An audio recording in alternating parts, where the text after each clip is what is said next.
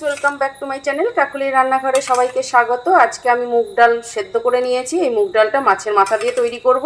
ভীষণ সুস্বাদু খাদ্য, এত ভালোভাবে এত সহজ উপায়ে তৈরি করব, দেখতে থাকো।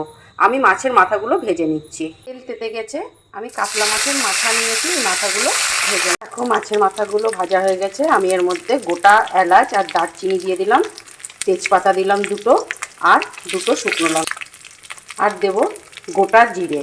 এগুলো ভাজা ভাজা করে নেব, সাথে ভাজা ভাজা করে নেবো। এগুলো আমি একদম অন্যভাবে মুগ ডাল মাছের মাথা দিয়ে তৈরি করব।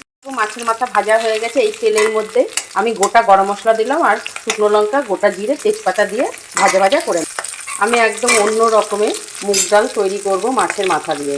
এর মধ্যে হলুদ দিয়ে দিলাম আন্দাজ মতো, লঙ্কার গুঁড়ো দিয়ে দিলাম, আর দিলাম জিরের গুঁড়ো। এবার পুরো একটু ভাজা ভাজা করে নেব।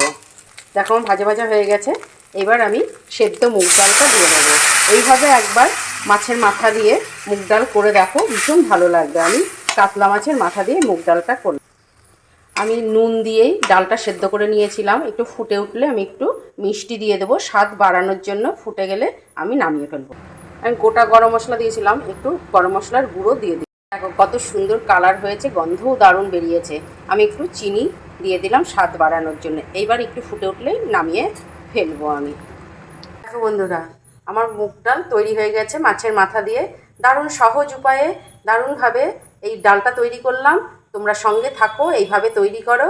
পাশে থাকলে আমি আরও নতুন নতুন ভিডিও নিয়ে তোমাদের সামনে উপস্থিত হব। এখন চলি।